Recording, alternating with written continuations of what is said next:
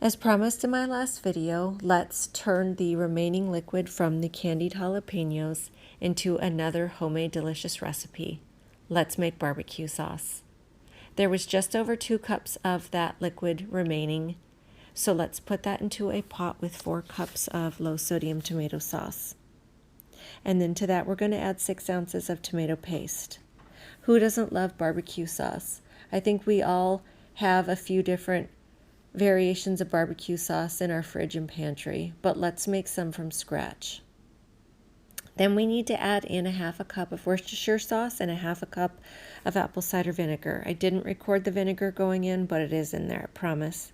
And then we need to add a 1/4 cup of molasses and a 1/4 cup of honey. If you spray your measuring cup with cooking spray before you put the molasses and honey in, it's just easier to get the sticky ingredients out of your measuring cups is all. It doesn't change the flavor. And then we're going to add in some liquid smoke. Liquid smoke is an ingredient that you don't want to skip. You need 1 teaspoon in this recipe, and it makes your recipe just so much richer, and it's just delicious. Don't skip this ingredient. And then we're going to add in our seasonings. We need to add in a tablespoon of onion powder, a teaspoon of garlic powder, 2 teaspoons of smoked paprika, and a teaspoon of salt. I definitely forgot to put the salt in until the pot was already simmering on the stove, but eventually I remembered. We also need to add in 1 cup of brown sugar. Once you have all your ingredients in the pot, just give everything a good mix and then take it over to your stove and put it over a medium heat. Once it comes to a simmer, you need to keep stirring it, and you need to simmer the pot for 45 minutes to an hour. You do not have to stir it the entire time, but you do not want to walk away because the sugar can and will burn. So give it a good stir every couple moments. The ingredients will all marry together, the tomato paste will break down, and the color will get darker and darker the longer it simmers.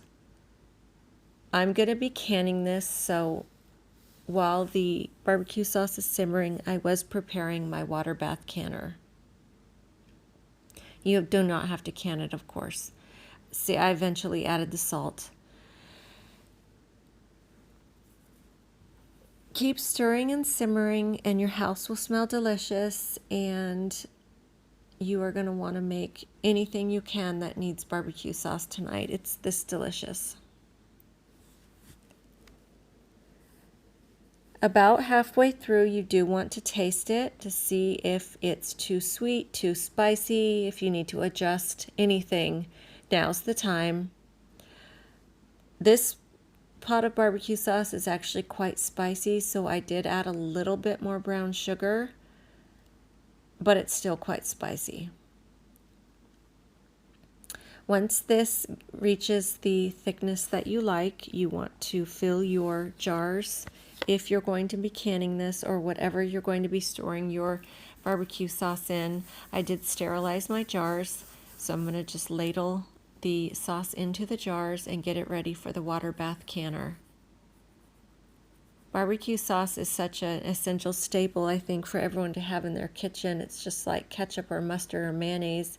You can use barbecue sauce in so many things, and making it homemade, in my opinion, is just so much better because you know what's in it. So I'm just preparing my jars for the water bath canner.